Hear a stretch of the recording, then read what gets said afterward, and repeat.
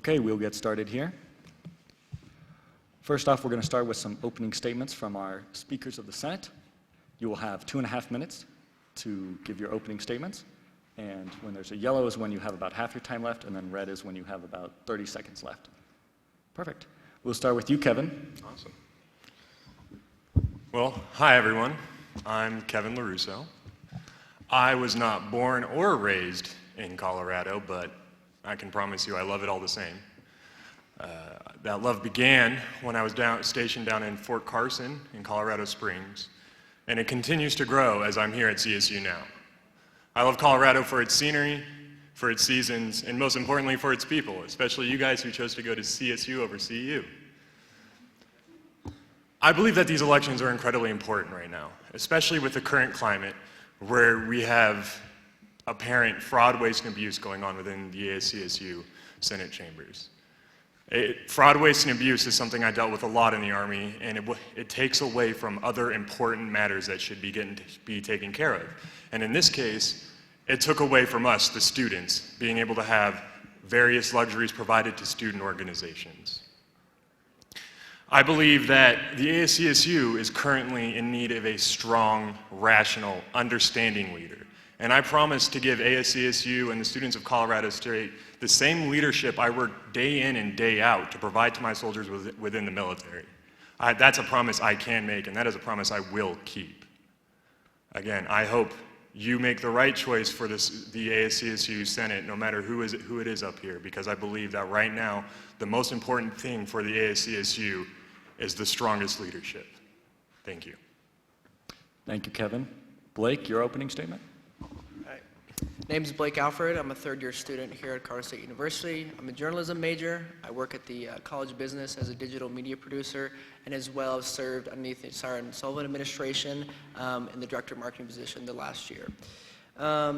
Within these roles, I've assisted the Siren Sullivan administration, with the U+2 efforts. I've updated the website and made it current to standards. I've helped new student organizations receive funding. The primary issue that my campaign seeks to resolve is increasing ASCSU Senate marketing as a whole. Right now, we have a Senate that does things, and that's fantastic, but not a lot of people know about them until after it's done. I think it's paramount. I think it's important for senators and for students to know that, hey, ASCSU is getting things done, and that ASCSU can get these things done, but more students need to know about it.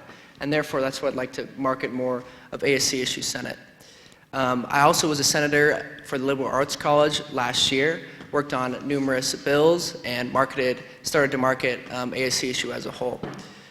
There I learned that students, senators here, there are a million things that we can do together, but we also have to know that the constituency we represent needs to be represented too, and that's why I want to market ASCSU's Senate even better.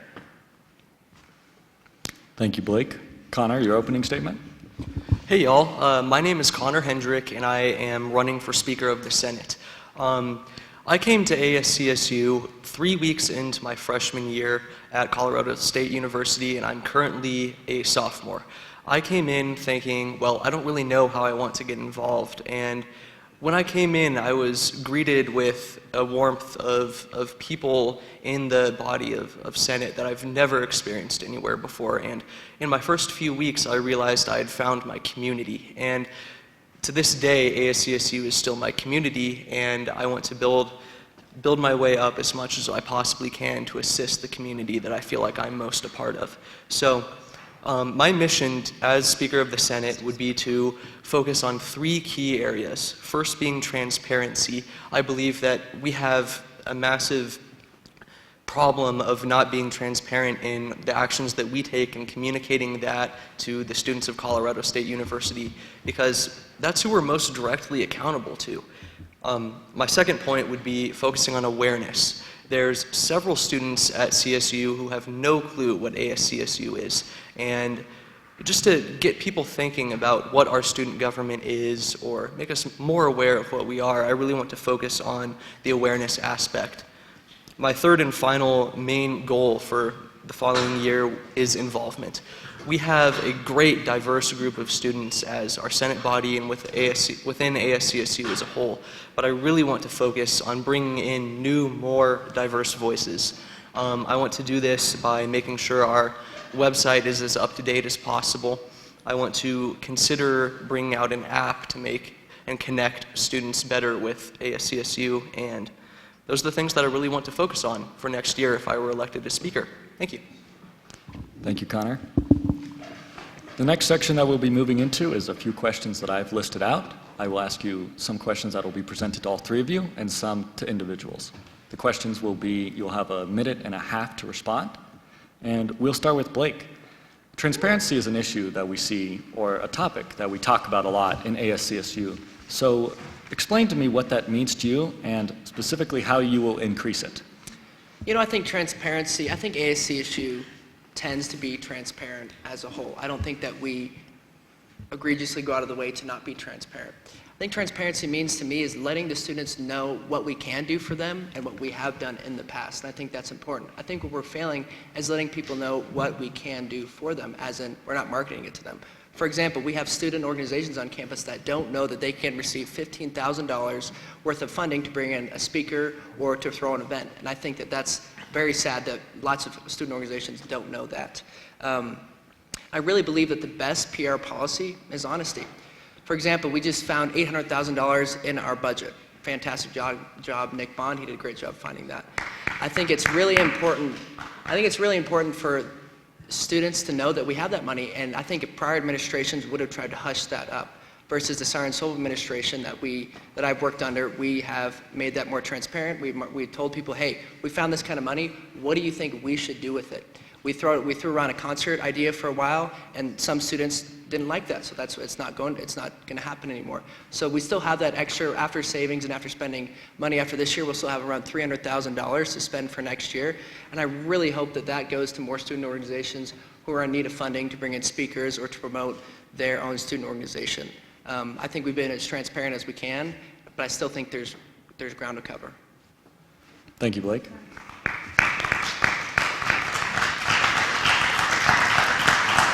Connor, I would like to propose the same question. So what does transparency mean to you? And of course, how are you specifically going to increase it? Absolutely. Well, I believe that transparency is incredibly important to what our organization does, and I believe that transparency in this case is communicating the bills we pass, the bills we decide not to pass, positions we have open, anything that truly has to do with ASCSU is what I believe transparency means in this situation. One thing I want to do to increase our transparency is, as I've stated before, really focus on updating our website and making it as cohesive as we possibly can. Because when we have an updated website, we will be able to communicate the bills that we have passed. We can even create new pages to show things that we didn't pass and the reasons for that. We can communicate new openings more easily, and we can also just really focus on having a more cohesive platform to communicate our decisions to the students. Thank you, Connor. Kevin, I'll give you the same question. What does transparency mean to you, and how are you specifically going to increase it? So to me, transparency sounds like we just lost $800,000 and we're admitting it. Now, granted, I have to give ASCSU credit. They came out and openly said, hey, look, we just found $800,000 that we didn't spend on our students. And they kind of are, it seems like people are trying to accept praise for finding the money. That is as if the federal government just came out and said, we found $66 billion just sitting around. That to me is egregious.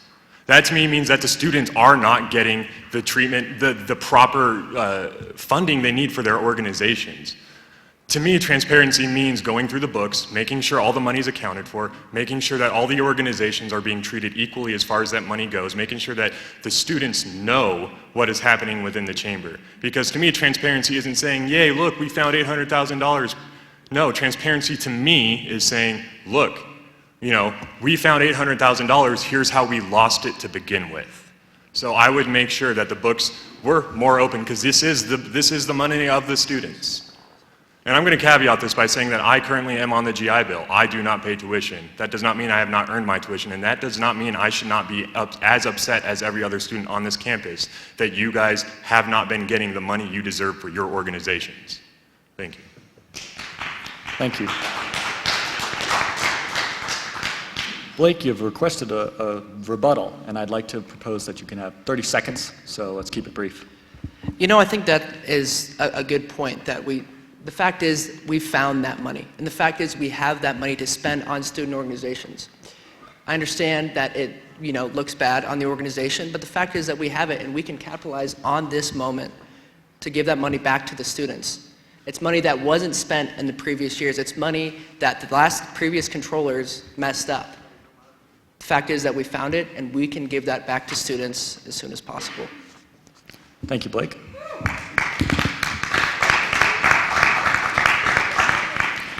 My next question will be for Connor. How will you increase awareness of ASCSU as a whole? As far as the point that I've touched on before, a way I really want to increase awareness as a whole is, most students honestly really do look at websites when they go on to CSU, for example, and just focus on making the website as up-to-date as possible. Along with more awareness, I would really like to focus on bringing in the idea that we're an open place for people to come into and share their ideas, share their diverse thoughts, and we can focus on awareness of bringing in diverse ideas. So that's what I would do. Thank you, Connor. Next question will be for Blake. What should the focus of the Senate be this upcoming year? So I think my focus this upcoming year would be to market the Senate and let people know that, hey, we're doing things for the students. I've had students and constituents come to me and say, we don't know what ASCSU actually does, and I think that's a travesty. I think that is absolutely terrible. So my main focus as speaker is letting people know what ASCSU is doing and what it can do for them. Letting people know the rules, letting people know that there's $15,000 in BSOF funding for each student organization on campus. Those kind of things are paramount, and they've fallen by the wayside because no one knows about them, and also nobody knows about a bill. They can't give their input on it after it's already passed if they don't know about it. So that's why I think marketing is what I'm really going to focus on for the ASCSU Senate. Thank you. Next question is for Kevin. What would you like people to know about your campaign specifically? Well, about my campaign. I guess that I am running on the idea of strong leadership. I'm running on the idea that the Senate has a role it is supposed to play, and that if it is wasting time, discussing issues that it actually can't make an effect on, if it's not accurately or if it's not efficiently managing its time so that the time spent in the Senate is time where thoughts are being brought to the table on ideas that can actually improve the students' lives that are actually attainable. Attainability is the most important part. It's always nice to bring forth legislation that might ban guns on school or might get rid of the concealed carry or all these other things, but a lot of these are out of the hands of the Senate. When the Senate wastes time trying to grandstand and trying to pass resolutions on issues that it has no business involving itself in, it's wasting time that could be better spent trying to provide students with programs and organizations that improve their learning experience and improve this university as a whole. Thank you. Thank you, Kevin.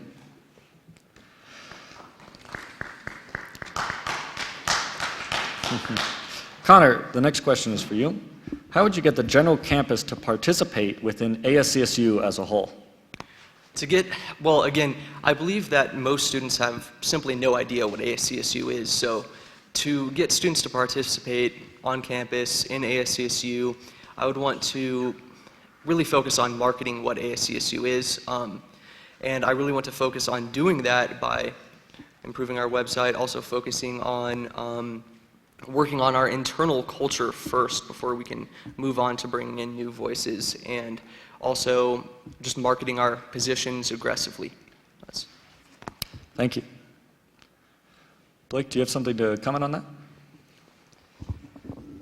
So I think that this year we have done all of those things already, especially with marketing positions aggressively. Instagram boost, we've put it on the LCDs, we've marketed it all over campus. So as far as marketing what ASCSU is, I think that has already been accomplished. But as far as marketing what ASCSU can actually do for students, that hasn't been accomplished, and that's what I want to do. Thank you.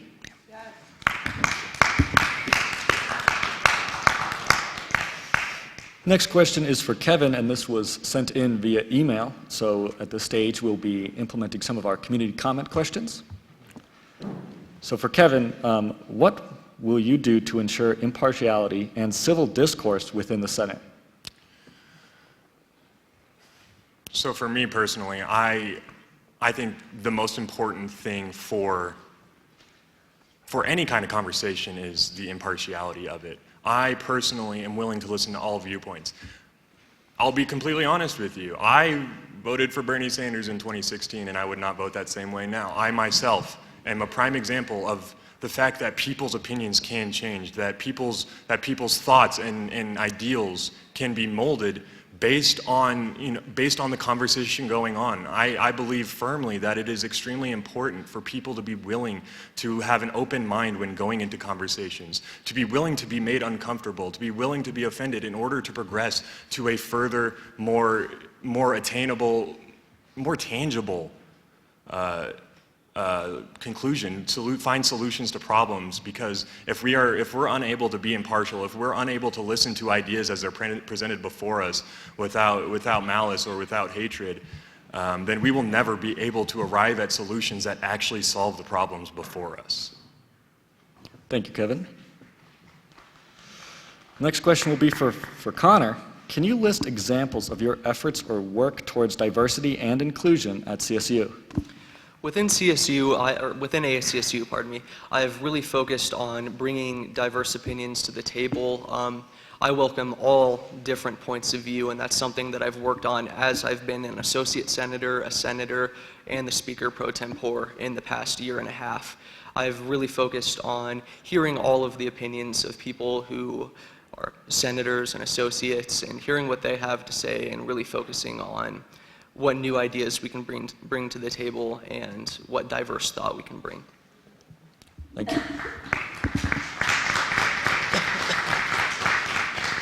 Next question is for Blake. How will you make sure students know what's going on within ASCSU Senate? I would make sure students know what's going on within ASCSU Senate by, again, like I stated before, just marketing it. I was talking to a constituent today in the plaza, and she told me, she goes, hey, people don't know what ASCSU is doing right now, but they don't know what bills, what's happening in the Senate chamber, they don't know what bills are passing, they don't know where that status is of that. She goes, maybe you should put an LCD on the outside of ASCSU that faces the plaza for people to see, hey, this bill's coming up, this is the status of it, and I'm going to go in there and voice my opinion about it. I think it's important for people to know what ASCSU has done and will do for them, and I believe that ASCSU can do those kind of things with just wider reaching marketing as far as on the Senate side. Thank you, Blake.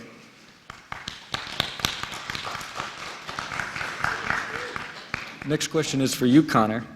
As the speaker, what efforts would you like to take to decrease the toxic environment related to intellectual diversity? I'm sorry, could you repeat the last part of that No again, worries, please? I kind of stumbled there. As the speaker, what efforts would you take to decrease the toxic environment related to intellectual diversity?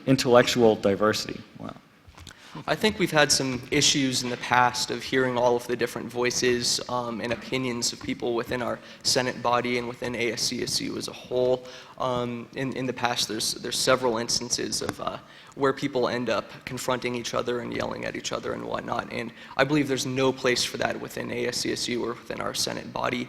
The steps I would take to keep that from happening is strictly enforcing our rules of no ad hoc attacks on people. That's just not acceptable in our Senate environment. That's what I would do. Blake, I'll offer you a 30-second rebuttal. You know, I think that's a very good point. People shouldn't be attacking each other. People should be talking to each other.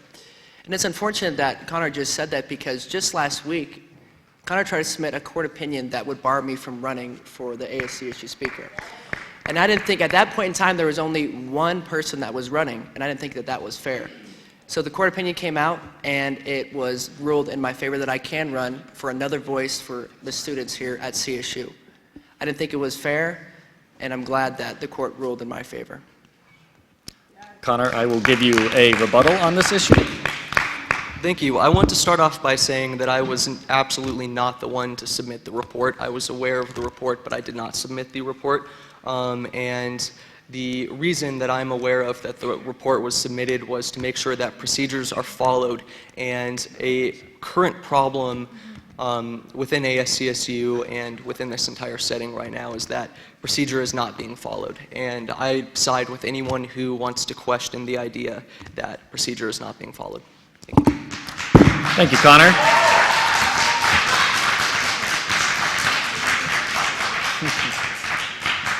Kevin, I'll give you a question here. What can you bring to the table that your two opponents cannot?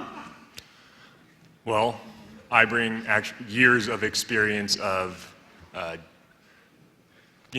maintaining composure throughout incredibly intense environments. I've had to deal with 120-degree weather, with trying to get water up to my guys when we're about 15 clicks away from getting it. But to me, it's all about that strong leadership aspect, being able to take control, being able to maintain that control, and being able to make sure that things do not get out of hand, making sure that people are not sitting there just attacking each other, making sure that the Senate is what it's supposed to be, an orderly place with rational conversation happening within its walls. That to me is the most important, that is the most important thing I bring to the table, the ability to just make sure the Senate is doing its job. Thank you, Kevin. My next question is for you, Connor. What do you believe is the role of the Speaker of Senate? The Speaker of the Senate, well, their primary role is to chair Senate, also administer the duties of the highest office of the legislative branch. But to me, the main philosophical idea of what it is to be the Speaker of the Senate is to be the voice of not only the Senate, not only ASCSU, but the student body as a whole.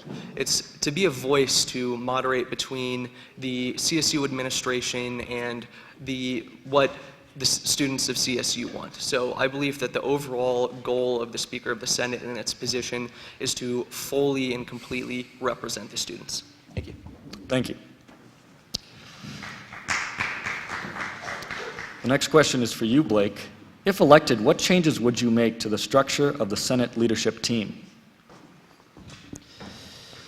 I think the Senate leadership team has been molded and is the way it is for a reason right now. I think that the Senate leadership team has done a great job. You have the Speaker, you have the Speaker pro temp, you have the parliamentarian, and I think that it's very important that it remains the way it is because right now it's working. Right now that leadership style is working. I know Connor is Speaker pro temp, and it seems like that leadership style is working. So as far as changing that, I wouldn't go as far to do that. But I do think it's important to have a strong leader, one who's had experience within both the executive branch and the Senate branch, and to be able to take students' voices and amplify them around campus is paramount. Thank you, Blake. This next question is for Kevin. What changes would you make to how Senate recruits people to have a diversity of voices? First off, I would make the Senate a lot more vocal in its recruitment. I'm new here, I'm not a part of the Senate, and I have no idea how to get into the Senate. I think one of the biggest deals is people do not understand just how you get into it, what you have to do to get there, what you have to, what you have to do with your whatever college you're in to get within the Senate. And I think, the biggest problem is that people just don't know how to get into the Senate. Also, I think that, it's just paramount that we are working to make sure that no matter who's coming into the Senate, whether they have an opposing view, they have to be willing to listen to an opposing view. Having an opposing view isn't anything special. A lot of us have that on a lot of things. What matters is, are you willing to listen to the opposing view? Because if you're not, then what point do you even have being there? You're not going to bring anything to the table. You have to be willing to listen to what the other people are going to say against where you currently stand. And that to me is the most important part. Thank you, Kevin. Blake, you have opted for a 30-second rebuttal. You know, I think that speaks numbers to Kevin's experience outside of ASCSU, but as far as his experience inside of ASCSU, I think that should be something of a question. Somebody who doesn't know how to write a bill, someone who's never been in the Senate chambers other than 1 or 2 times, somebody who has never worked with the executive branch, somebody who's never worked with administrators. So I think that we really need to understand that there's 2 people up here right now that know how to write bills and have worked with ASCSU, and I think that you all should know that. Thank you, Blake. Kevin, I will give you a 30-second rebuttal. I have seen the bills being put into the Senate, and it is not that hard to learn how to write those.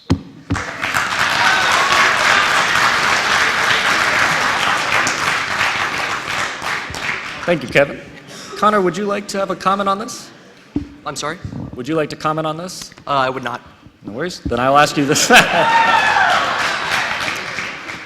Connor, my next question will be for you then. How will you improve Senate's image inside and outside of the organization?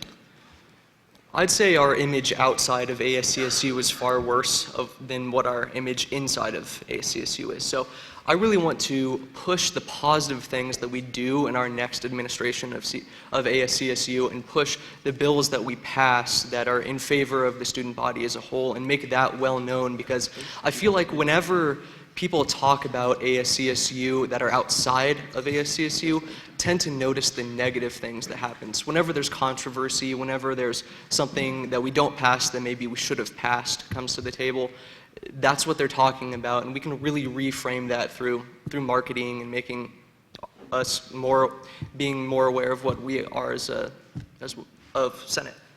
Sorry. Thank you, Connor. Next question will be for Blake. This is one that I proposed for Kevin earlier, but what do you want to know, or what do you want people to know about your campaign? I really want people to know that my campaign is really, truly about marketing and letting people know what the Senate can do, what the Senate can do for students.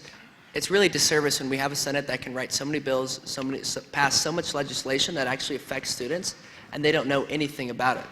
So I think people should know that my campaign is really striving for that, and as well as I myself have plenty of experience in ASCSU, working with the executive branch, working with the legislative branch, and I think that I'd be the person to get the job done.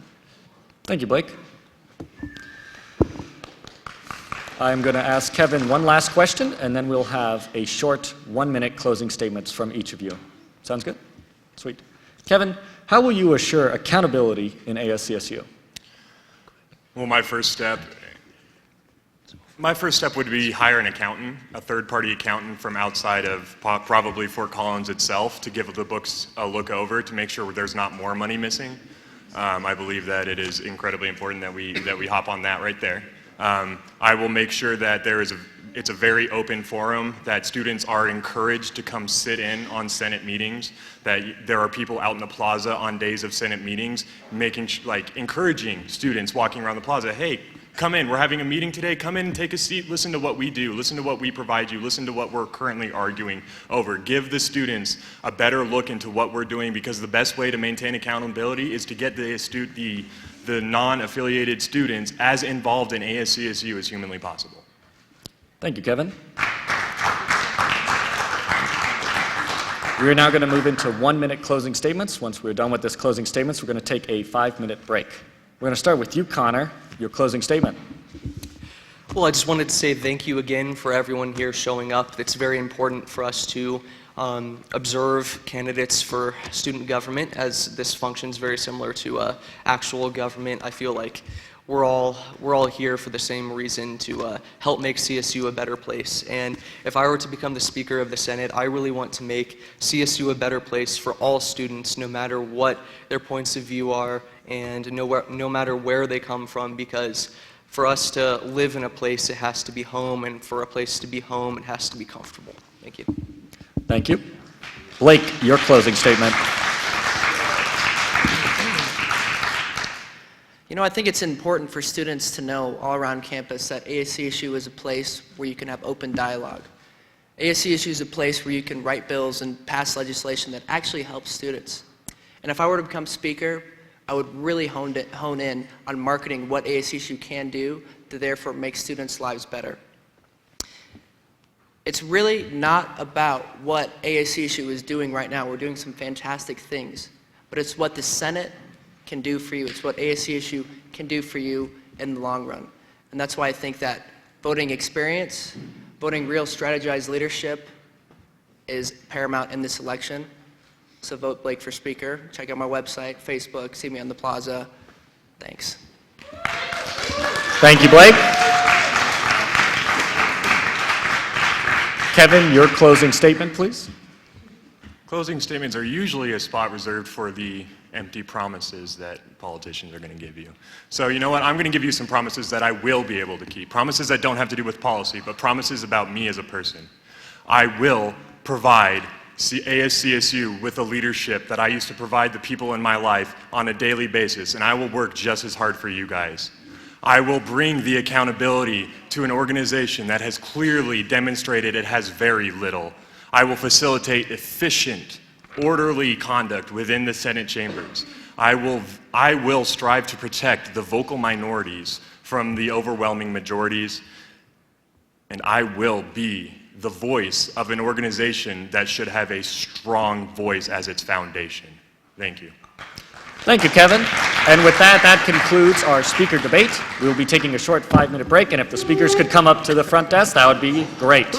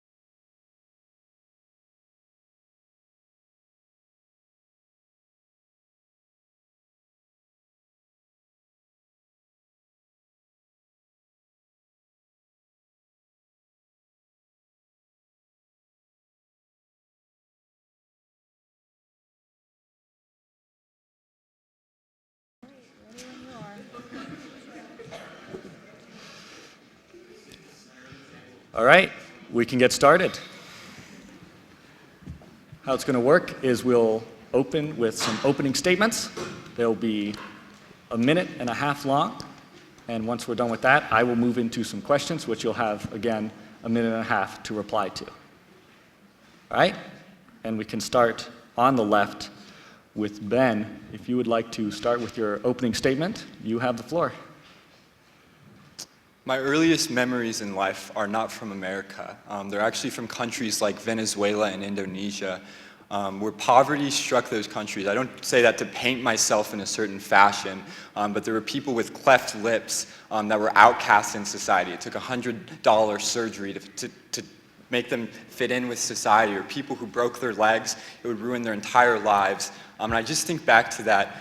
A lot of political jargon is thrown around throughout this election cycle. I just want to pull back the curtain, because my guess is a lot of you already have your minds made up. You're here to support a team. I'm just pulling back the curtain and want to let you know we've talked about it. We are so grateful to be in a position where we could ever run for student body president and vice president, because some people cannot even fathom that ever happening in their life. The fact that we're at an institution like this, I mean, we have a chance to stand up for people and to defend people, unfathomable in other places. So I'm not here to make a political statement. I'm just here to say that I am so grateful to be here. From the very first phone call that me and Ben shared, he told me that he believed in me, so we've been saying it back to each other throughout this campaign. And I just wanted to say that we believe in our students, we believe in the student body, and I think Ben pretty touched base on it, but we are so excited and privileged to be here, so thank you. Thank you.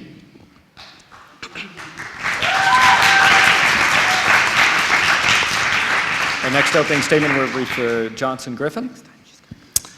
We are here to make CSU an experience that you won't forget. These are the best years of our life, and I'm studying business and psychology, leadership, teamwork, and motivation. I'm here because I've always wanted to have a college experience that others have talked about, and we share stories similar to theirs. Just grab a cup of coffee with us and we'll tell you stories and entertain you for a long time. But right now, I'm here to share that I'm currently a senator representing the adult learner and veterans, the 7,000 we have on campus, giving them a voice, and we want to make it at a bigger level here and serve you as president. And also, I'm the president of the Student Veterans Organization and leading the suicide prevention initiative right now, Operation Bear Hug, and those are some of the examples that we've already done. Yes, just to echo what you were saying, that as we are trying to run for president and vice president, I would like to say that we just want to increase honesty through transparency. So, thank you. Thank you.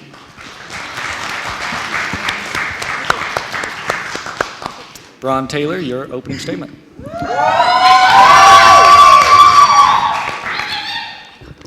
I would like to start out by saying thank you for everyone who came here. You know, there's no point in having a debate if no one is watching it. And me and Maddie love talking to big groups of people and letting them know our ideas and how we're going to make CSU better than it was in any year in the past. And we are having so much fun doing it. Hearing people's concerns and finding solutions and making those solutions a reality is what we thrive on and what we're going to continue to keep doing. Hey y'all, my name's Maddie Taylor, vice presidential candidate. My pronouns are she, her, and hers. With this time, I just wanted to say how much fun I have had, how much of an honor and a pleasure it has been running with somebody who I not only consider my best friend, but really like a brother to my little sister and Hannah. And how much fun it has been running around with all our best friends, just hearing what students want, acting on it, and really making a tangible difference for CSU. So thank you all for being here.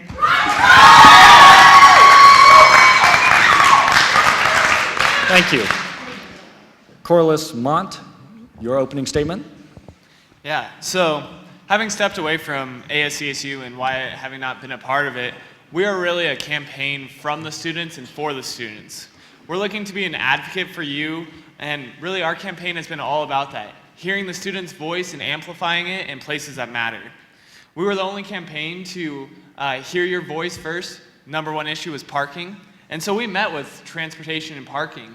and only campaigned to really reach out to them and hear what they wanted to do on the current issue with parking. And so we're here to advocate for them as well and understand what's happening there. Our other big platform has been self-care. And being at a D1 research university, we know that school should come first, and there shouldn't be things barring us from our education. So with our three-pronged approach towards self-care, we hope to really improve mental health on campus, as well as hit housing. We don't want people to be living in study rooms or basements. We want them to have a home here at CSU. And to build off that, the transparency with ASCSU, the thing that got me involved, looking to actually change something so that the students know what's going on. Thank you. Quintana Amar, your opening statement. Hello, my name is Dominic Quintana, and we are proud to be a CSU RAM. Since the first day I came here, there's nothing that goes across my mind but CSU. And there's a lot of things we've seen on this campus, a lot of misrepresentation on this campus. And our administration promises to fix this misrepresentation through ACSU. We believe with the power that ACSU has to fix this is magical. And there's so much misrepresentation from the Pride Office, from Adult Learning and Service, Adult Learning Service and Veteran Service Office, and as well as other offices that are in this campus. My name's Ali Amar. I'm the vice president candidate. Like Dominic said, our campaign is about representing every single group of student, every single kind of student that goes to CSU. We want to hear from you, and that's our entire campaign. Thank you very much.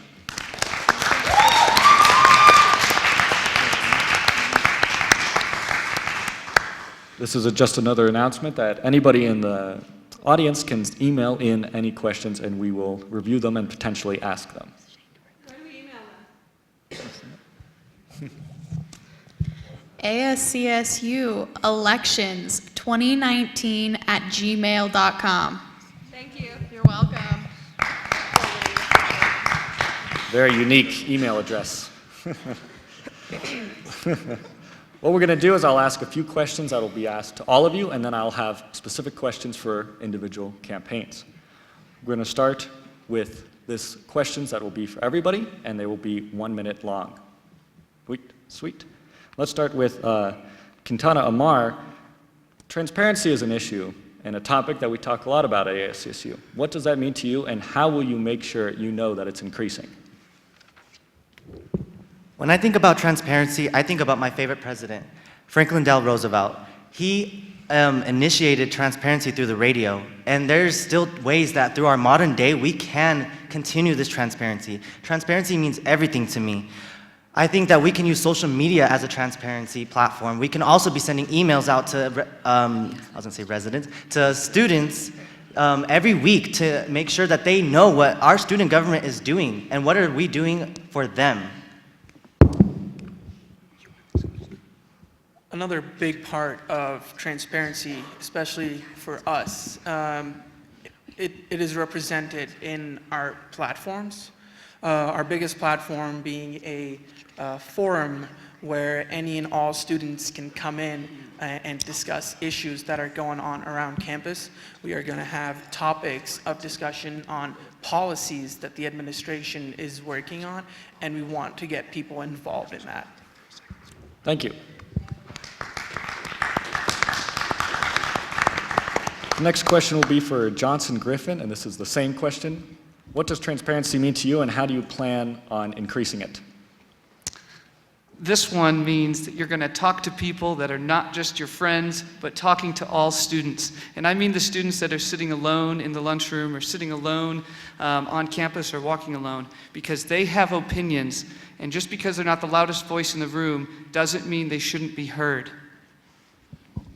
Yes, which is why we actually thought about it long and hard, and we came to the conclusion that we need to create an app for the students, only for the students, that is linked to the ASCSU. Right now, we are getting it published by Apple, and its name right now is J24U. Hopefully, we get approved by the school, and we can call it Rambook. But it will have a page on there, will be a polling page, lifetime fees. We'll ask you questions before we even make a decision, because we believe that this country was created to be governed from bottom up, and CSU should always reflect that.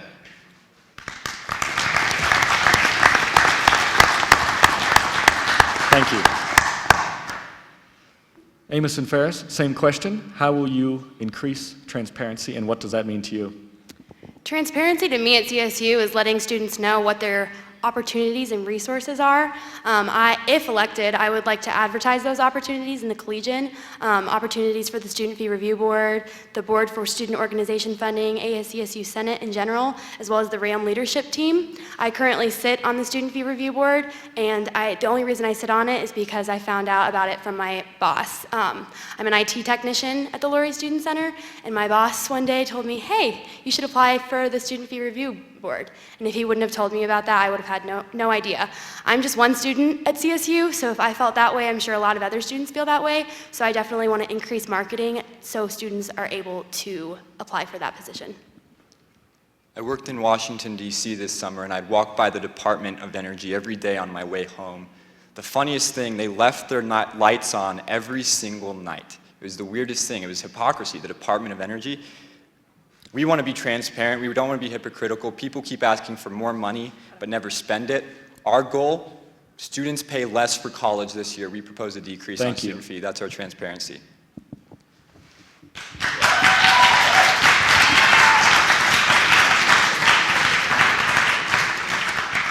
Brom Taylor, you're up with the same question.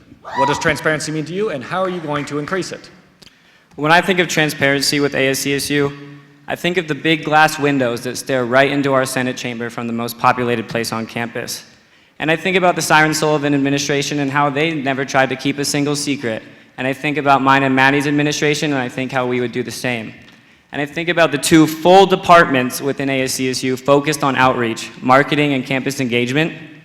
And I think, what more can they do, and how can we make sure that there isn't a student on this campus who doesn't know what we're doing and how they can get involved and what they can contribute.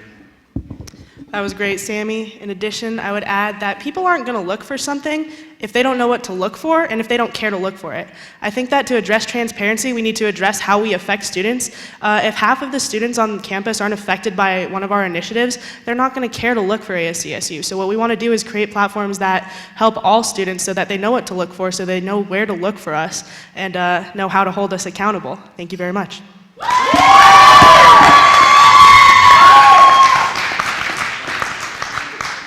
All right. Corliss Mont, same question. What does transparency mean to you, and how will you increase it? Yeah, so transparency to me is honestly an open door, and I know that my door is always open. And when that's viewed in a business or organization, it means open to everything, every opinion, every inclusion. With our campaign, you'd be surprised how many people are actually open to talking to you when you want to improve CSU. First 2 days of our campaign, we didn't hand out very many flyers. Instead, we had blank sheets of paper on the plaza asking people what they wanted to improve. We got a surprising amount of submissions for that. And we're looking to continue that and hoping that students continue to get involved when we reach out to them.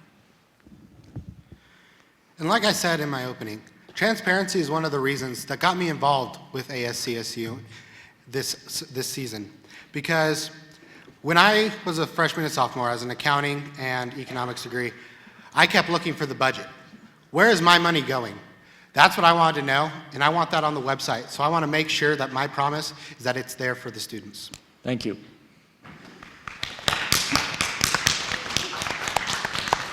We will now be going into individual questions, and I will start with Amos and Ferris. One of your platforms is that you plan on lowering parking costs. One of the solutions to that was that you said that you would plan to teach freshmen not to bring their cars and use public transportation. With many freshmen coming in with unique situations that often demand them to have a car, how do you plan on convincing them not to bring one? Yeah, a little correction, that wasn't my idea, that was President Tony Frank's idea to do that. He gave me the idea, he said he said it's a good one. Overall, there would be accommodations. There will still be freshman lots for people. We're thinking of cutting it in half. Most universities of our size have 0 freshman lots, but they make exceptions for certain accommodations. We think the only sustainable solution to parking is teaching freshmen to ride the bus. That way their senior year, they're still riding the bus. We open up a lot of spots. It's environmentally sustainable as well. We think it actually takes care of students whenever we look at it through a sustainability perspective. But with those accommodations, yeah, we met with Tony Frank about it, and we think it's a good idea. Thank you.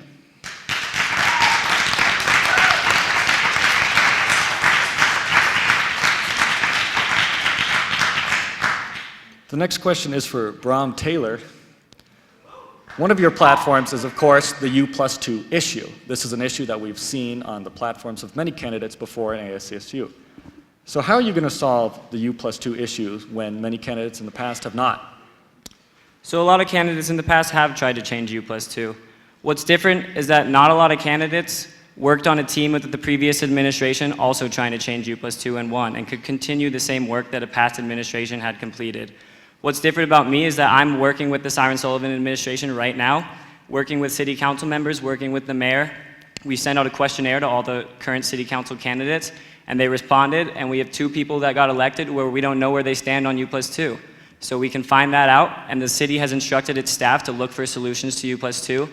And we think that working with the city staff, finding those solutions with them, talking to these new 2 city council members who we don't know which way they're going to go, is how we will find a solution to U+2, and it's called right-size housing, and we're going to put a person in every room in every house of Fort Collins.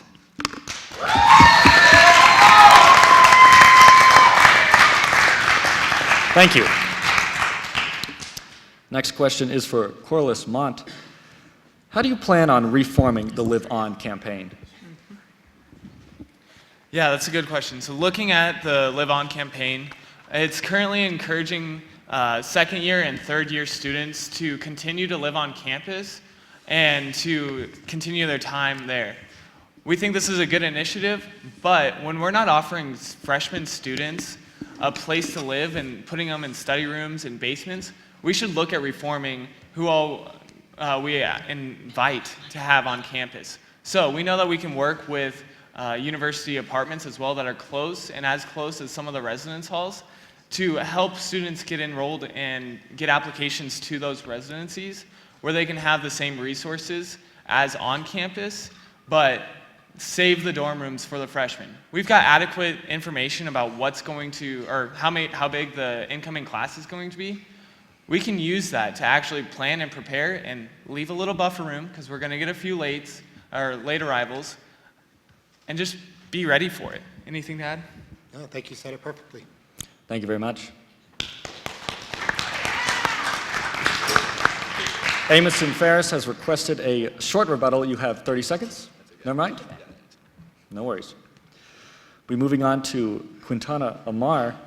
In one of your platforms, you plan on implementing a less stressful finals week. Can you describe how you will specifically implement that and how to measure that stress has gone down?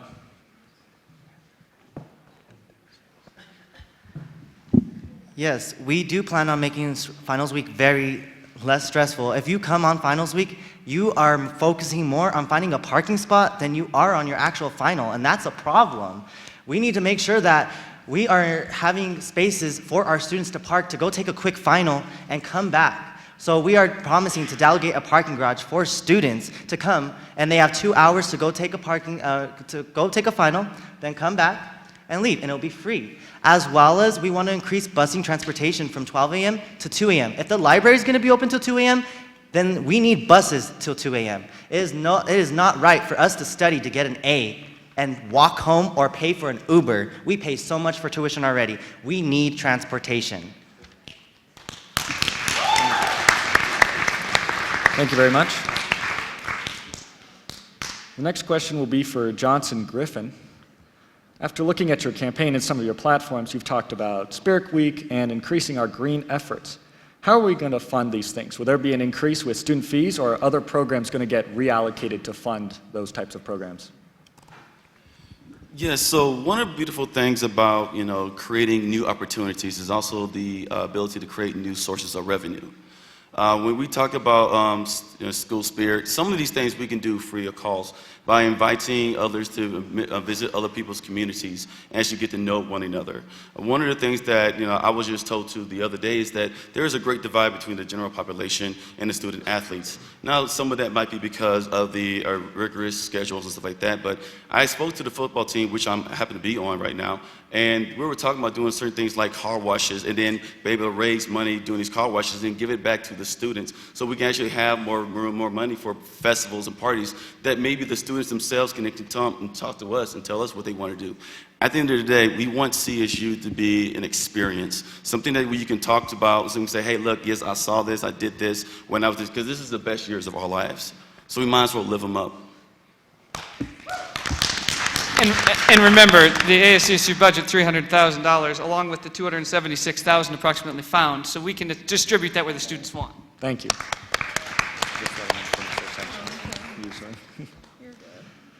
All right, the next question is for Amos and Ferris. In your platform, you talked about fighting food insecurities. So what service projects are you going to add to fight these food insecurities when we already have things like Rams Against Hunger and mobile food pantries? The mobile food pantry can only actually meet once a month. We're thinking about doubling that. How are we going to do that? We want to start a community garden. We can actually do it in a cost-neutral way. I've had a lot of meetings with the College of Ag. The only problem is I worked on it as Speaker of the Senate, and there's just not enough political capital as Speaker of the Senate to get that done. People really weren't as interested as we were hoping for. We can write it into job descriptions that we run this community garden. We already grow it on land that we already own. Our goal is to keep growing that. One of my favorite proverbs is, he who is faithful with the little should be trusted with the lot. I think if you look at the work we've done, we're both sophomores, but we've done a lot of work already in ASCSU. The youngest candidates up here, we've done tons on Student Fee Review Board, tons in the Senate. I think there are some questions. How are you going to actually deliver on these promises like food insecurity? He who is faithful with the little should be trusted with the lot. We've been faithful with the small things. We think we can do the big things, like starting a community garden now. We would like to provide resources for students that need them, and we want to make sure that no Ram goes hungry. Thank you. Thank you.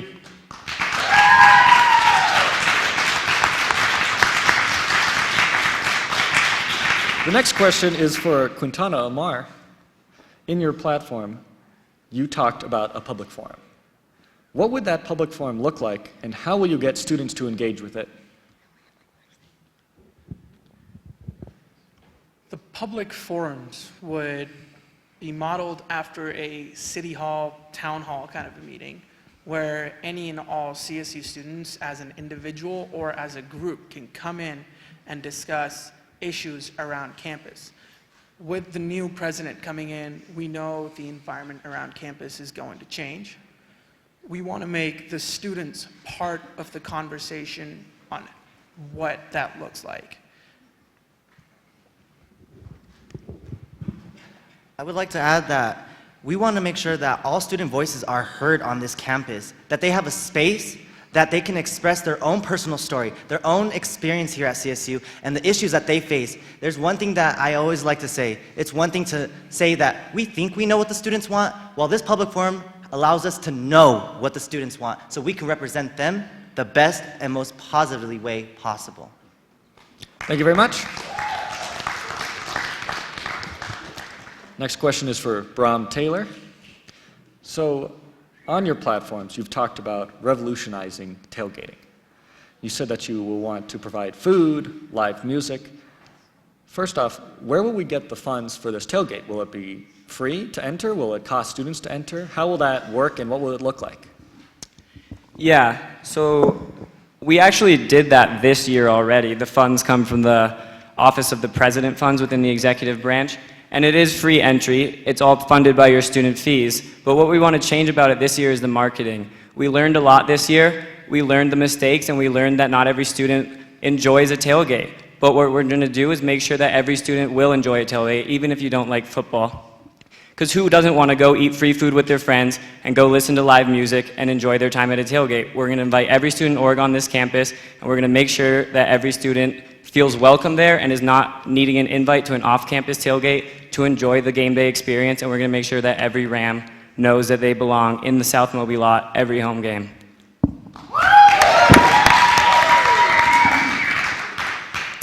That's my president-elect.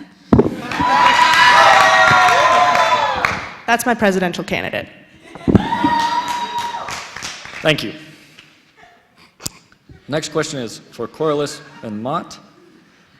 How will you continue to advocate for students? It's a good question. So, as you've seen with our campaign, and I'm not going to explain it again as I did in my opening, but we're already reaching out, trying to hit new avenues that we weren't able to reach with our just personal connections. We're going to reach out and continue to reach out to those organizations.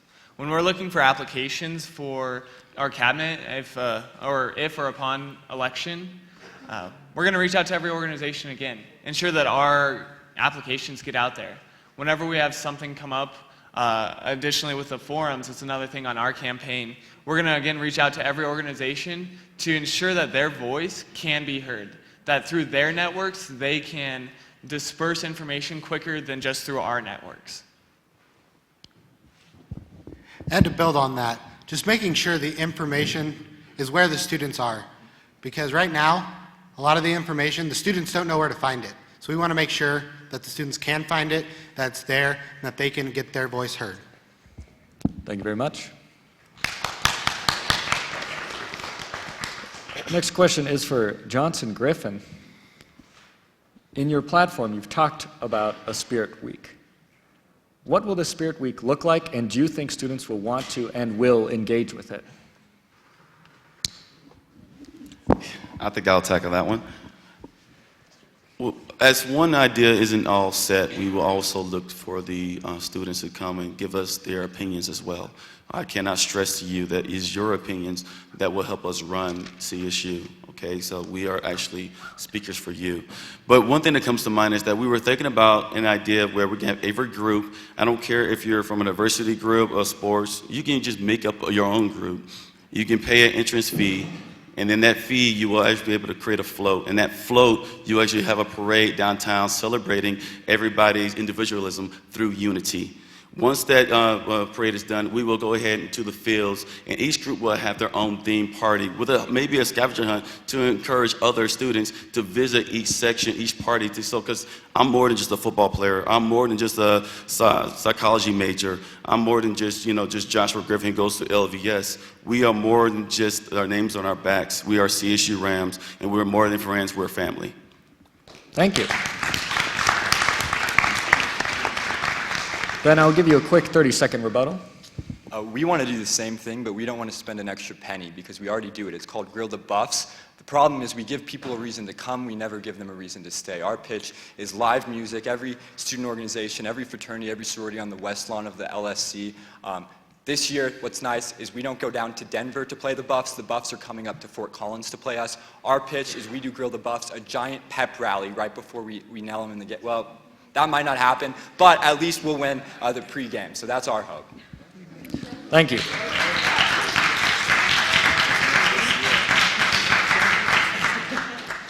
This next round of questions will be the same question proposed to all the candidates, and we will start with Brom Taylor. As we heard in the speaker debate, with the extra $800,000 or $576,000 is maybe more of a correct number, if that money would roll over into your candidacy, what do you plan on doing with it? So you're correct. It is $576,000. That's the correct number. In the last week in Senate, $100,000 of those dollars have already been proposed in legislation. And I've talked to Siren and I've talked to Kevin, Tristan Siren, current president, for those who don't know, and they are estimating that we won't have any rollover from this administration. They think that in the next 3 weeks, the Senate is going to spend all of that money, and that we might even have to ask for a fee increase if we want to spend the same amount that Siren Sullivan did. We're not planning on doing that, but I don't think that money will come into our hands. Maddie? Know that either way, we're planning for all scenarios and that we have a dedication to be fiscally responsible with student fees. We don't want to spend them needlessly or thoughtlessly. We want to take thought into every action we take, and we're not going to promise to spend all your money if that's not what students want. If students want rollover, they're going to get rollover within our administration. So, thank you. Thank you. Johnson Griffin has asked for a quick rebuttal, so you have 30 seconds. Not a rebuttal, just a clarification. I don't want y'all going to the wrong places. Actually, we held in Denver when we beat the Buffs, okay? So please come out there, all right?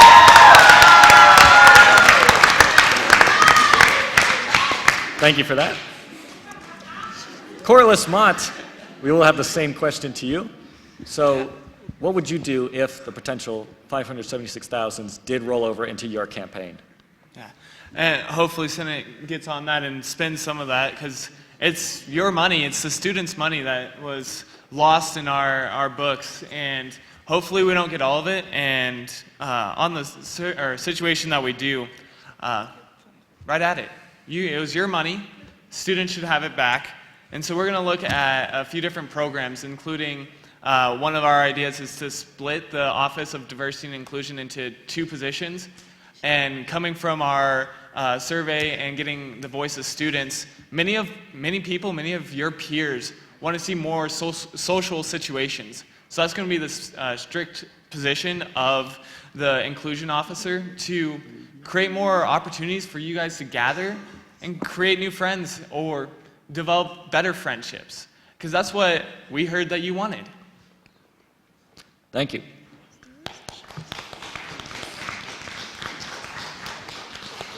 Amos and Ferris, same question. Sorry, could you just repeat the question so we make No sure worries. we get it? Perfect. If the $576,000 did potentially roll over into your campaign, what would you do with it? Well, this year, the state legislature, this is completely out of our control, gave enough money to Colorado State University that they are not increasing tuition. That hasn't happened in decades. That is monumental, because if we can decrease student fees by 1 penny, for the first time in CSU history, students will pay less for college than they did the year before. That has never happened before. Our proposal is that we use that money and we distribute it to ASCSU, and we don't ask for an ASCSU increase, we actually ask for a decrease. I'm the only candidate who's ever cut a fee on campus and ran for student body president. I've cut dozens of fees. I think that we can cut down the student fees as a whole, and then students will pay less for college for 1 year. That would be monumental. That really can't be understated. Monumental. Thank you.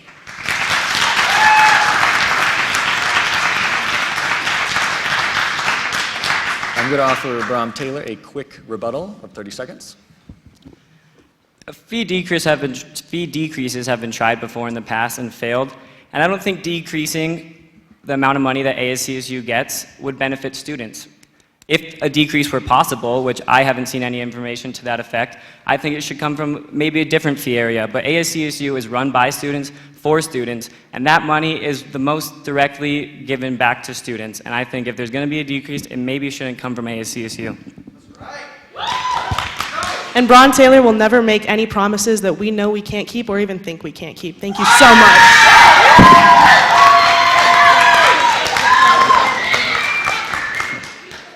Ben, I'll give you a quick rebuttal, 30 seconds. There's an ancient Chinese proverb. It says, those who say it can't be done should not interrupt those who are doing it. I'm the only candidate who's ever cut a fee and then ran for student body president. I'm not promising it after. I've already done it, and we're going to cut it all across the board. That's a promise I've already done on the last year on the special course fee review board, and we're going to do it again on the student fee review board when Alexandra Ferris is vice president.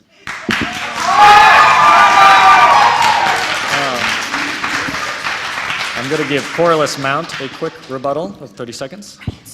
I also want to add that in this last student fee review board session, that fees actually were not decreased through AVLS. They actually asked for an increase. They are most likely got it. They got the vote of confidence. And right now, with other organizations, they have increased student fees and have not decreased them this semester.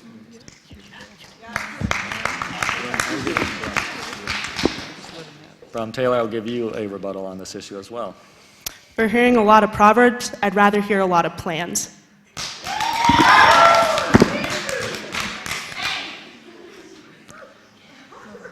We're going to move on. Apologies. Just want to hear from everybody. Johnson Griffin, same question. If the $576,000 did roll over, what would you plan to do it within your candidacy? Well, let's just start with what we've already done and used our own money to purchase and create this app, thanks to Josh, that allows students' voices to be heard on a level that we can use the money to what really they want to see done. And that has not been done before, maybe talked about, but this is real transfer of responsibility and leadership to students so that we can carry out the wishes of them, not just what we think they want, which is what's happening right now, because the students aren't all hearing from their senators. It's very hard to reach 33,000 students, especially when they have lives outside of the school. But this app allows you to speak from your home, whether you're at your second job, when you're with your children, in a new level. And that's why we're here, to spend it the way the students want best. Yeah, I just want to say that you heard him right. I'm not only an athlete, but I'm kind of smart too. So yeah, vote for us. Thank you.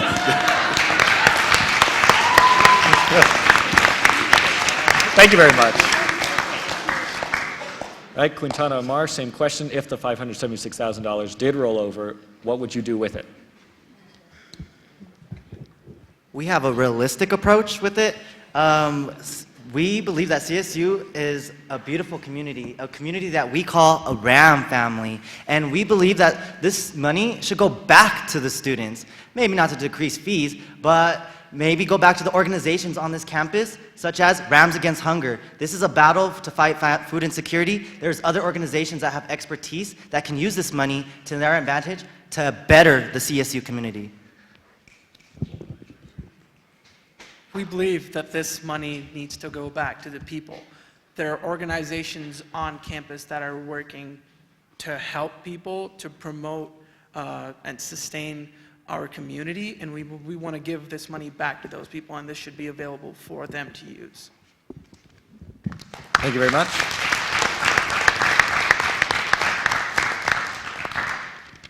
This next question is for you as well. And on your platform, you've talked about parking, which is a huge issue on the CSU campus. How do you plan on tackling something this large?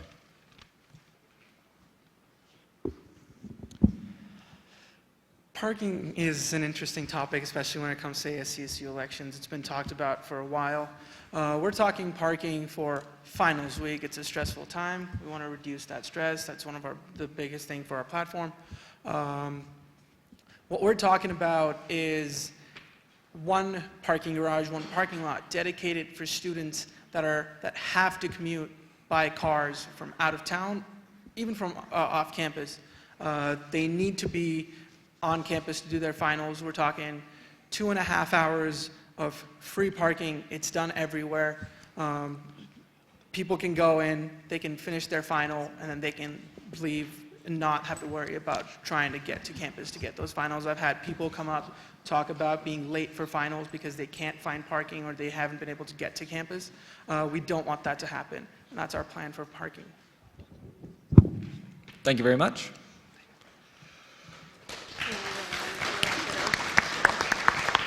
Next question is for Amos and Ferris. This was a question that I proposed to Bram Taylor, as we know.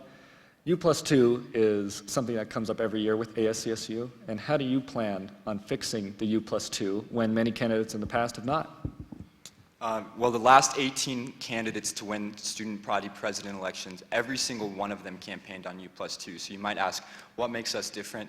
To be honest with you, nothing. The times are different. A motion was made by City Council saying that we can do this and we can do this now. We're going to look at it. I'm the only candidate who has friends on City Council. Other people know people on City Council. I meet with someone who mentors me on City Council. We have those relationships, and I was there knocking on doors, working hard, getting people to fill out the survey. We've got it this far. Bron Taylor got it far as well. We think we're the candidates to get it done.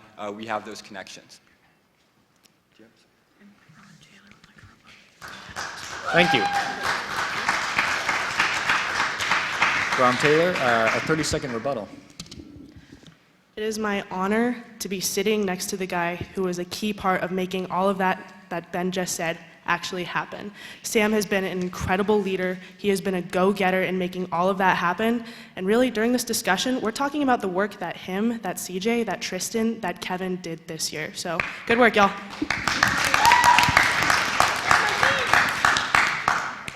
And Claire. I don't have friends on city council. I have working relationships. And that is how you change U+2.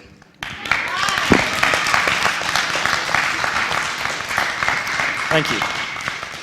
Brom Taylor, this next question will be for you, and this is one that was emailed in. Again, if anybody would like to email in questions, it's ascsuelections2019@gmail.com. The question is, speaking of your passive participation policy, how would you deal with something like sexual assault as a passive participant? Maddie's going to touch on this. Yeah, so passive participation is in there because of Title IX necessity. It's not going to go away, and we don't want it to go away for things like sexual assault, for things like sexual harassment. To be clear, let's get this out once and for all. Our conduct processes, when we say we want restorative justice, when we say we want to strike parts of passive participation, it applies for nonviolent first-time offenses. That means like having a beer at a tailgate. That means getting in trouble for your roommate drinking in the dorms. We don't tolerate sexual assault at this campus. We will hold people accountable who commit things like that, but we don't think that people should get in trouble for chugging a beer. In the dorms. The United States justice system has different punishments for different crimes and different ways of seeing how you deserve those punishments, and we think our CSU conduct system should as well. Thank you.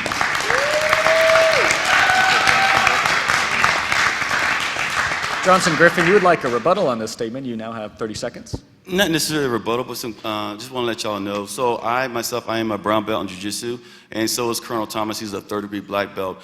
Every Wednesday at 7 o'clock in the morning at the rec center, we give free classes of self-defense. This is not necessarily a rebuttal, but because, to decrease sexual harassment and rape, we must learn how to defend ourselves. I'm not trying to bring Kung Fu all over the CSU, but I want to put you in a position to where you can walk everywhere confidently and securely and understand that I can protect myself first. Thank you. Corliss Mount, this is a question for you. One of your platforms is self-care, which is a large issue on the campus. How do you plan to not only tackle this issue, but to how to track your progress? This is something hard to track. I will agree with that, and that's why it's right there at the top of our list, right behind listening to you. So that's why we took a three-pronged approach. We know this isn't a job just for one person. If elected to the position, we're going to split the current positions in ASCSU to have people focusing on direct areas. Mental health, that needs to be a specific focus for one person to actually do something. And that's going to be someone with the knowledge already behind the current programs at CSU, as well as current changes that could be made. Winds of change are in the air, and I think we need to be at the table talking about them. The second position is definitely going to be focused right at Rams Against Hunger, and it's going to have the same focus. Continue to improve and better that program so that way we're reaching more of our students. 1 in 10 CSU students has issues with hunger and food insecurity. We don't need to be worrying about where our next meal is coming from. We need to be worrying about classes, that final that we're about to take, or that midterm. That's how our self-care program. Tracking, I need another minute, I'm sorry. I'm going to cut you off there. Thank you. Excuse me. Johnson Griffin, would you like a quick rebuttal? Shortly here, just explain, also studying psychology and having led teams of people here. The first lesson I learned in leadership was that when you make decisions, that you take care of people first. So we understand that, and we will take care of as many of the Rams here and make sure that the programs are supporting students for academic success with a different perspective of leadership. Corliss Mont, if you'd like a quick 30-second rebuttal. I have to thank you for speaking, giving me a chance for a rebuttal. Looking at trying to actually track this, there's surveys that go out every semester on how much our resources are actually utilized. So about 16% of mental services or mental counseling services are utilized. We want to increase that number. That's going to be one key track, as well as Rams Against Hunger. I'm sure they have a tracking system as well. Unfortunately, I'm going to have to look into that a little bit more, and we're going to have someone actually focus on that as well. Thanks again, Josh. Thank you.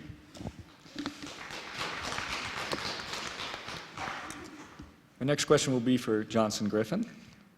Many of the other candidates are trying to continue to solve the U+2 issue. However, that wasn't a specific platform that you're going to be running on. Can you elaborate as to why? Absolutely. As a senator, I've walked the neighborhoods as well. I was with Yuval Rosenthal, who's currently in the executive branch, pushing hard for this, okay? I've met with the city council members as well. And this is an issue that we care about just as much, but the difference is we're not putting it in our primary 3 goals because we're focusing on the realistic, tangible things that affect every student and not promising you that we can fix it in 1 year. We can do the exact same things working with the executive branch and continuing the mission because right now we have a seat at the table with the city council. This is a real issue that they're listening to our CSU students on, so we'll continue the same way. It's just that we're focusing on the realistic things that we can directly affect as CSU administration, as student government. And if I could just add one thing that maybe I haven't heard someone say, maybe we should go to all the businesses in Old Town and surrounding businesses around CSU to understand that with this U+2 thing going on, that means we have less residents in the area, which means less money for them to make. So with students leaving out to find more affordable schools, we can't do it that way. So let's try to make it better. Thank you. Ron Taylor, I'll offer you a quick 30-second rebuttal. Even though we might disagree if the tangibility of it and how we can do it, I just want to say Josh Johnson is one of the most incredible public servants I've met. Josh Griffin, I just had the pleasure to meet him last week, but I believe that they're both very intentional, and I just want to say that all their platforms, I absolutely believe in, and I appreciate that y'all have deviated from the typical promise. I just wanted to compliment them. I'm big fans. Thank you. It's a very nice compliment, but let's keep rebuttals to adding information. I disagreed at first. It was very kind of you, though. Rams. Quintana Omar, this next question will be for you. What will you do to address acts of discrimination on campus and promote diversity and inclusion to every group of students? Can you repeat that? Yeah, no worries. What will you do to address the acts of discrimination on campus and promote diversity and inclusion to every group of students? We want to ensure that our public forums, our Ramley forums, will help address these issues. It helps get the conversation started. There's a lot of things that we're avoiding to talk about, and these Ramley forums are the way for us to get engaged, not only with just student government, but hopefully university admin as well, to get a direct change on campus. That change can look inside our classrooms and outside of our classrooms. As a senator for Office of International Programs in ASCSU right now, I've met with different CSU administrative departments, the Office of Student Affairs, the Office of Diversity.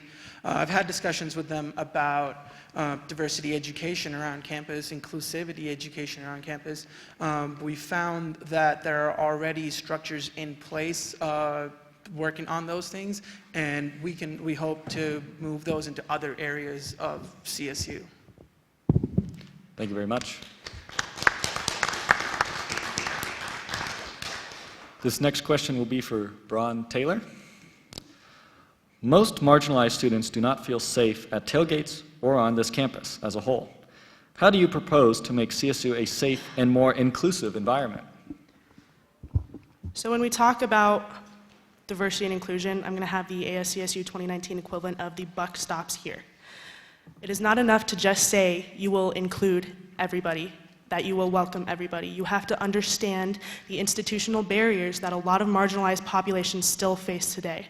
We have people within the ASCSU office who are still not called by their pronouns, despite telling people many times. I have gay friends who have been called slurs while walking and holding hands through the streets of ASCSU. So when we say it, we mean it. As a gay woman, I do know what it's like to be felt out of the conversation.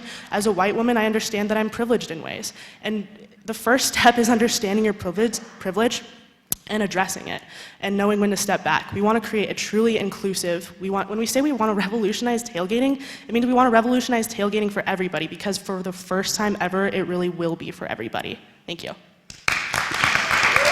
Thank you very much.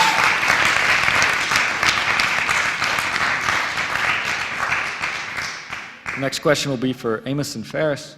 We've already talked a little bit about parking on campus. And on your platforms, you cited that you will reduce the costs of parking. Can you elaborate on how you will do that? There's two ways to reduce price. If you look at it from an economic standpoint, you can either decrease the demand or you can increase the supply. Our proposition is both. We teach people to ride the bus, which means that one, they don't have cars as much, so they don't demand a parking spot as often, but it also will increase the supply because a lot of those freshman lots will open up to commuters, meaning that commuters will on net pay less. We also have other ideas to increase supply. Alex can touch on that. Just touching not only on lowering costs, we do want to allocate more parking spots. And to do that, we would like to move the pay-to-park stations near sidewalks and bushes. Just doing that alone would allocate for so many more parking spots. Do you have anything else, Ben? Okay, thank you.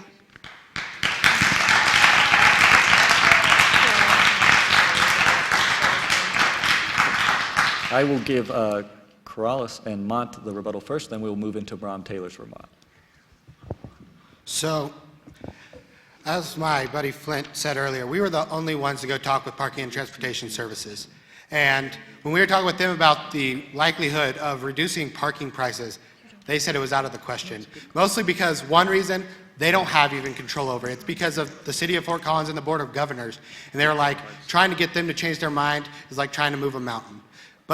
And also on top of that, more spots is not going to reduce the parking price, mostly because every day there's 800 to 900 spots open that are never used, and that is a statistic from Parking and Transportation. Thank you very much. Bram Taylor, I'll give you a 30-second rebuttal. So as an economics major, that's a little bit of an oversimplification of things. There's a lot of human factors that actually go into people parking. And the fact of the matter is not everybody can take public transportation. Not everybody can. Also, I have all the faith in the world that CSU students know how to take the bus. Sam, you want to continue? The parking garage on the south side of campus is almost never full. Supply isn't the problem. It's that people want to park by the LSC and people want to park by the library. I also don't think demand is the problem, because I agree with Dominic that the buses need to be more accessible, because there will still be demand if you miss your bus that was supposed to leave at 7:10 and then you need to get to class at 7:30. Thank you, Sam. We're going to have to cut you off. You're not going to wait for the 7:25 bus. Sam, we're going to cut you off. Thank you. Sorry to cut you off there, sir. We're just trying to make sure everybody gets a chance to speak. Next question will be for Johnson and Griffin. And what we're going to ask is, would you try to alleviate student fees for students to kind of alleviate that financial pressure? Can you say that one more time? Yeah, no worries. This question's written a little interesting. This is a community content, so I'll try to rephrase it. So, how would you try to change student fees to kind of alleviate that financial pressure put onto students? Well, one of the things is that I'm a Green Belt Lean Six Sigma. And one of the things that we specialize in is cutting the fat off the top, okay? So one of the things I would do is probably the first month, because I'm not going to just go in there and just start changing everything, you know. One of the abilities to be a leader, you have to have the ability to listen. And with that ability to listen, I will send people out to various organizations and just look at the school itself and just try to identify the fraud, waste, and abuse first. That doesn't mean that I'm trying to take all the funds from anybody else. No, we should actually have a surplus of funds for people to, you know, to invoke their bright ideas. Ask me that question, I will tell you right now, I have no solid answer for you right now. I need proof. I need something that's tangible to give me, you know, a decision. And then once I find that out, I will reach out to you, the students, my boss, and then we will come to a conclusion ourselves. Thank you. Next question would be for Corliss Mont. In your three-pronged approach, you plan on fighting food insecurities by improving Rams Against Hunger. What will that look like, and how will you improve it? It's a great question, and honestly speaking, there's someone out there with a better answer than I could give right now. And I just want to be honest and open with everyone about our campaign, and that's from day one. So, talking about our positions in cabinet, I know that there's already research being out there. They've got ideas that they want to implement. We want to put that person with ambition on our cabinet to let their dreams also become reality. So, that's what we'll be searching for when we're looking for that position, is someone with a plan on how and what they intend to see Rams Against Hunger improve? Would you like to add? No, I think you answered it pretty well.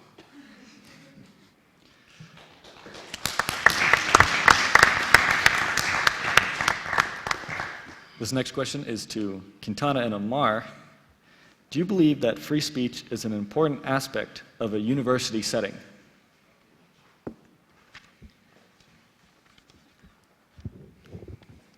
I believe that free speech is our First Amendment, and that's not something we should change. That is asking a legal question after that. But there is a lot of things with free speech. But I do not think, as a student body president, we should limit the free speech on this campus just because that is given to the students, and that is given from the students from the United States of America for a reason. Thank you very much. This next one is for Johnson and Griffin. How do you see your administration interacting with Graduate Student Council? How have we? How do you see yourself, and if you were elected, how would you interact with them? This is the same way we've already reached out with numerous adult learner and veterans on campus who felt unwelcomed and unheard and felt like they didn't belong. These are the population that we have brought into the community by increasing the slots and filling them within student government already, by just sharing the value of what their leadership is on campus. And so the graduate students bring the same. They bring more life experience, and they bring experiences from other colleges. And this university can benefit from them by just listening to them and getting them into the conversation. I speak with them often in the classrooms and out of the classrooms because they're not necessarily engaged with by the traditional students. And this is an area that untapped wealth of assets that we can benefit from by just having the conversation with them. Also, most of them are military, so we can use free funding because the military actually source their education, so good for that. Thank you. All right, this next round of questions I will be asking to all of you, so it will be the same question. We will start with Corliss Mott, and the question is, last year, as we saw with the admissions tour with 2 Native American students being unjustly profiled, how will you make sure and ensure that CSU is a safe and welcoming campus for everyone? That's a great question, and thank you for whoever asked that.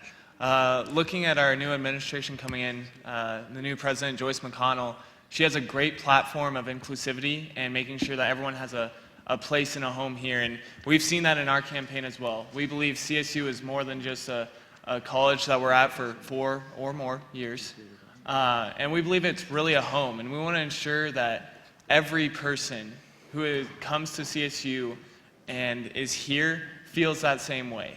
And we'll work with as many offices as we can, honestly, to get our opinions increased and ever increasing our outreach. So we won't stop until everyone is included. And one of our ways we want to do that is through what he said earlier, splitting that diversity and inclusion chair into 2 parts. Because so far, there's been a mismanagement of how diversity and inclusion has happened on this campus. We've heard it over and over, and we want to change that and give 2 people the opportunity to focus on each one. Thank you very much. No. All right, this question is for Amos and Ferris, and it is the same question. With the admissions tour last year with the 2 Native American students being unjustly profiled, how will you make sure and ensure that it's a welcoming campus here at CSU? I want to make sure that everyone is treated fairly and give everyone the same opportunities in order to seek out opinions and ideas from everyone. The best way I will represent diverse voices is listening to everyone, like I just previously said. If elected, my office will always be open to students. I'm only a phone call or an email away. This campaign is about you and only you.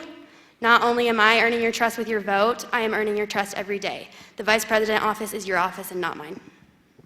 I'm actually a tour guide of campus. I know the tour guide who gave that tour, and she felt like it was so out of her power to do anything about it. And that's kind of how I feel. I think when we talk about it's easy to make promises up here, but you can't promise that everyone's going to feel welcome and included. But what we will promise is that we'll make an effort to do that. There's one person in ASCSU who knows every person's name in all 3 branches and all ASCSU boards, and it's me. And I make an effort to make sure people are known and heard. And you might say I'm simplifying diversity, but really, I could ask, has anyone else tried it? It goes so far just to know people's names. Thank you, Ben.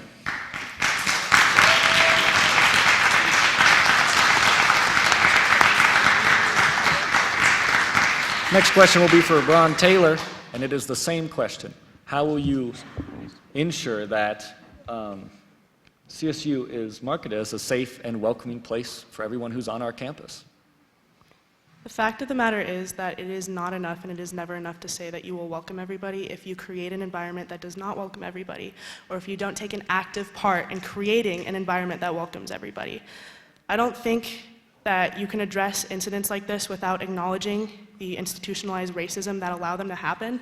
And racism, I think, is different than some people interpret it. It doesn't mean you're out actively being racist. It means that you're being silent and you're allowing environments like that to be created and allowing incidents like that to happen. So I can't promise that they will never happen, but I can promise we can make sure to do our part to create an environment where it shouldn't.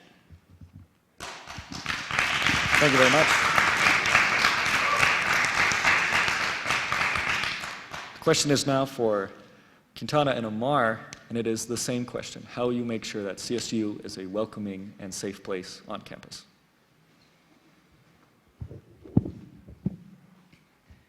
Well, I'm going to agree with Bron and Taylor. It does start with the awareness of these issues. Like we said, these conversations need to be starting. We need to be talking about these things, not just within student government, but within our entire campus. We have lovely organizations on this campus to represent so much different kinds of diversity on this campus, and we must be working with these organizations to making sure that this community is safe and welcoming to all CSU students, all future CSU students, and the current CSU students. Thank you. And Johnson and Griffin, last same question. This will be one of the few topics that you'll see me actually take a very serious tone. Those acts are an abomination to us as a people.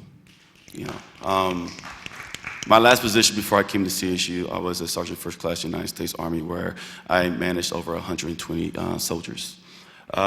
One of the things that I did is I let my NCOs and my soldiers know that racism and prejudice is something that I would not abide by, and that the most strict and durest punishment will go to anybody who does that. But with that being said, we must also understand that knowledge destroys prejudice.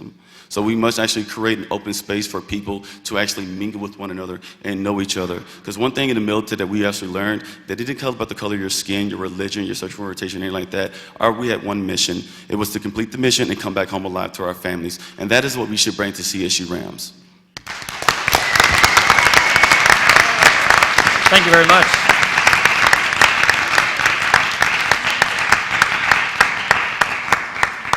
What we are going to do now is we're going to do a round of closing statements as we're running low on time.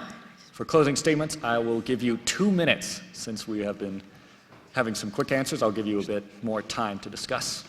And our closing statement first will be from Quintana and Omar. You have 2 minutes for your closing statement. So the way we're going to close this off for our administration is, we are here for you.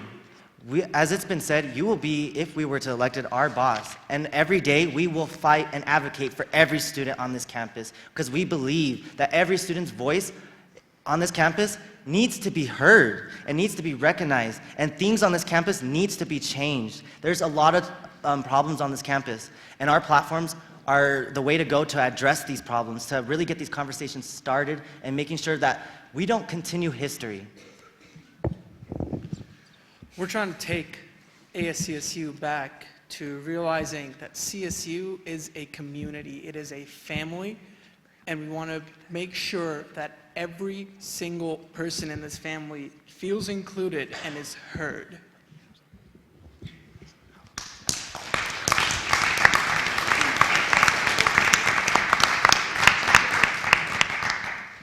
Corliss Mott, your 2-minute closing statement.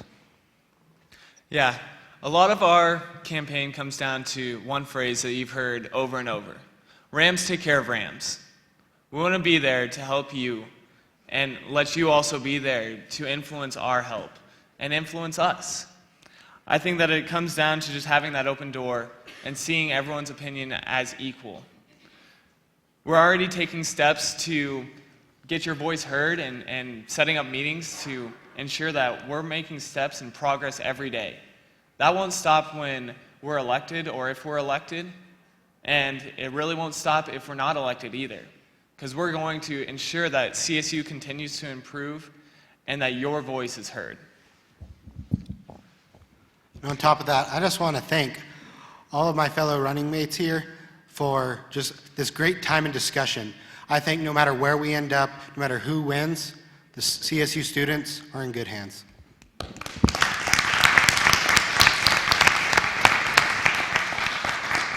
Ron Taylor, your 2-minute closing remarks.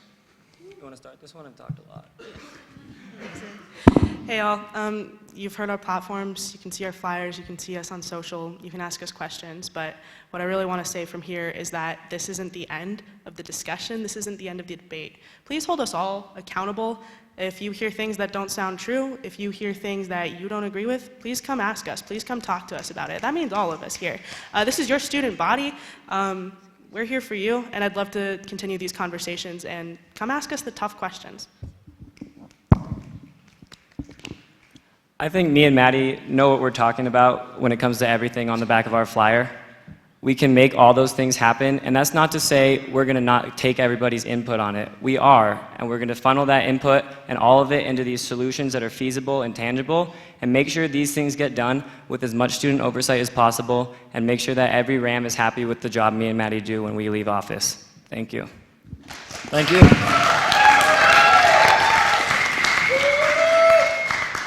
Johnson Griffin, your 2-minute closing remark. I would like everybody to just take a moment and just think about the gravity of where you're at right now and what we're doing. You know, we have the opportunity to be not only leaders, but be good representations of what politics should look like. We've all experienced the negative, the drawn-target, politics that has been exposed to us every day. And I would just applaud all my candidates for your candor, your morale, and your ethics.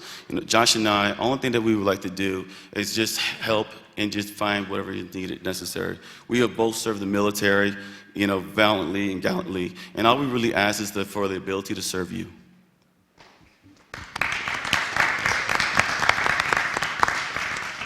Thank you.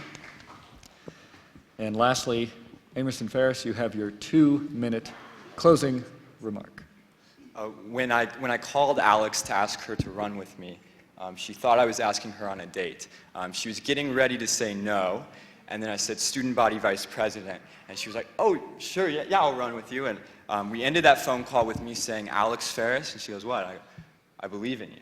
She said it back to me. We said every time we see each other before we leave, we say, I believe in you. She says, I believe in you, Ben. So my closing statement is no different than my opening statement. I am so grateful that there are people who believe in me, a team that believes in me, these ideas that believe in me. I can't convince everyone to love my platform, but there's people out there who look at us and think we can do this. And we're just grateful to ever be in this position as sophomores running for student body president and vice president. I would just like to say that our campaign is very unique in a way that our strength is going to come from the team that we build in our administration. My running mate and I are dedicated to bringing individuals from all walks of life to CSU. If elected, we are so ready to serve our students, and if we are not elected, you can see us on the Student Fee Review Board next year. Thank you. One more thing, Alex Ferris, I believe in you. Thank you very much.